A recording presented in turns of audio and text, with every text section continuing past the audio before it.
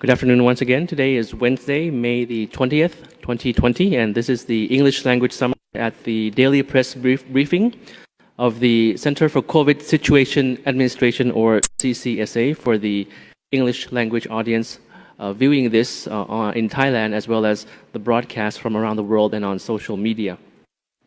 So first of all, I'd like to begin by saying that last Monday, the Meteorological Department announced that Thailand has officially entered the rainy season. And of course, as mentioned from time to time, it's estimated that there will be more rain this year. Of course, that comes with seasonal diseases, which have symptoms similar to COVID, such as cold, flu, dengue, hemorrhagic fever, bronchitis, and pneumonia. So we need to be more careful and continue our caution to take good care of our health and the health of yourselves and your loved ones, especially children and the elderly. And as mentioned the other day, of course, the best preventive strategy is to stay home as much as possible, work from home as much as possible, keep practicing your hygienic routines like washing hands, masks, social distancing. Of course, all of these will save you from COVID, as well as all the seasonal diseases mentioned earlier. But of course, if you have to leave home, if you would go out to the various business establishments when necessary, of course, use the Thai Chana platform, as highlighted by the spokesperson in his briefing just now as well. Use the Thai Chana platform to check in and check out of business establishments that you visit. So we have a infographic for you on the overall statistics on screen for you about the use of Thai Chana platform so far. It's been around 3 or 4 days since this was launched already. So as of this morning, there were 67,904 business establishments around Thailand that utilized this platform, and 5 million people registered. So around 8.5 million people checked in using this platform, and still less in terms of checkout, meaning 6.3 million, as you see on screen. So please, when you use the Thai Chana platform in entering business establishments, restaurants, department stores, please do it both ways, meaning check in and check out as well, by scanning the QR code when you enter the premises of various establishments. And you can also give your evaluation of the sanitary measures of the establishments as well. So on the general situation and number of cases in Thailand, we have an English language slide for you. The cumulative number of cases is 3,034. Of course, of this number, it can be divided into 3 groups. Of the 3,034, 2,888 have recovered or been discharged, and we remain 56 with fatalities, and we have 90 persons still in treatment in hospitals. So if you add up the numbers, 2,888 plus 56 plus 90, that would be the total number of cumulative cases that we have for Thailand, 3,034. Today we have recorded 1 new confirmed case, who is a Thai national, aged 45 years old, and a chef in a Thai restaurant in the country of Bahrain. He returned from Bahrain on the 15th of May and went into state quarantine in Bangkok, and a few days later he was found to have COVID infection. One interesting piece of information as presented by the spokesperson is the update for the number of samples of persons tested, direct testing in Thailand, which is around over 328,000, utilizing the around 167 laboratories in Thailand that we have now. These labs are under the Department of Medical Sciences, and this information was displayed just now in the briefing. At the same time, in terms of the future measures, the preventive measures, the research and development, the Prime Minister has ordered the expediting of research and development for a possible vaccine in the future. So I think this is something that countries around the world are also pursuing at the moment. and it is very important for the future in controlling COVID. On the issue of the compliance and violations, we update to you every day. We have accumulated number of sites, business sites inspected, numbering 301,261. You can see that on screen, and if we can have a larger view on full screen if possible. We also have a number of sites inspected per day.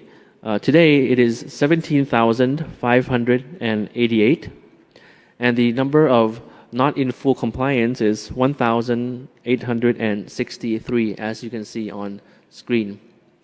Of course, the important business clusters and activities you see on the right side of the chart, activities relating to the economy and way of life, and the cluster on exercise and healthcare and recreation activities.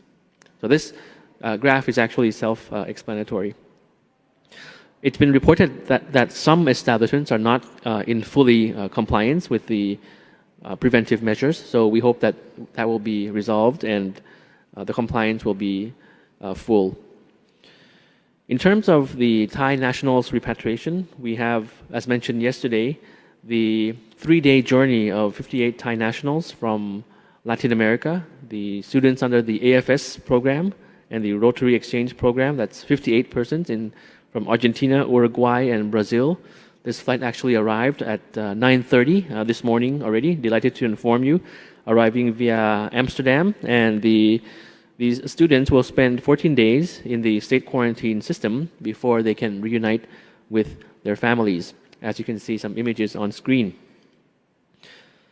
Also, we have images about the usual assistance that is provided to the Thai nationals around the world. This is currently going on. We have from the Royal Thai Embassy in Doha, Qatar, delivering care packages to Thai nationals. Since early May, these packages have been distributed to over 400 Thai nationals in that country of Qatar. Also, we have an image from the Royal Thai Embassy in Abuja, Nigeria, also delivering care packages to Thai nationals, to the representatives of Thai communities in Abuja and Lagos, as well as in Accra, the capital of Ghana, which is also under the jurisdiction of the embassy. Today, the spokesperson also received a couple of questions addressed to him. The first question is about the Thai Chana application, wherein the question was, why does the information of people registering on Thai Chana application have to be kept for around 60 days?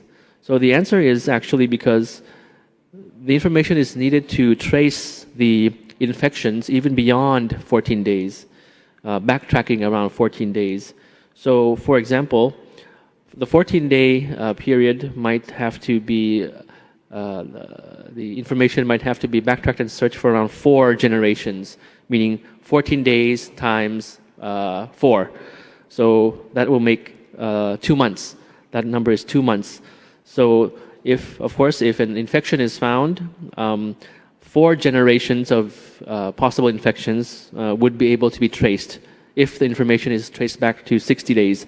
So for example, 4 generations back, the infection might have come from 4 locations going backwards, going back to, for example, the hypothetically like the boxing stadium, for example.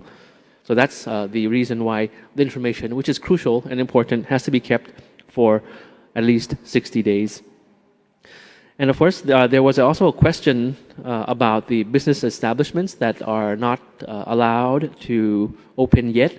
Those business establishments are most likely in the 3rd or 4th stage of opening. Right now, as you know, we're in the middle of the 2nd stage. So the 3rd and 4th clusters of businesses will be allowed to open in due course. They are classified so because of the risk level, as well as the importance for livelihood of the people. So what businesses can do actually during this time is to prepare. The spokesperson advised that you can actually prepare for the opening of your business cluster very soon. You can prepare the planning, the strategy, and everything. Of course, it will depend on self-discipline of the business owners, as well as the self-discipline of the customers as well. So in the meanwhile, you can prepare for the opening to have a very good and very safe, very hygienic opening of your business in due course. So in concluding, I'd just like to share some information about the Ministry of Foreign Affairs Pantry of Sharing, called the Bokao Pantry of Sharing, starting from today. As you know, around the country, there are many pantries of sharing.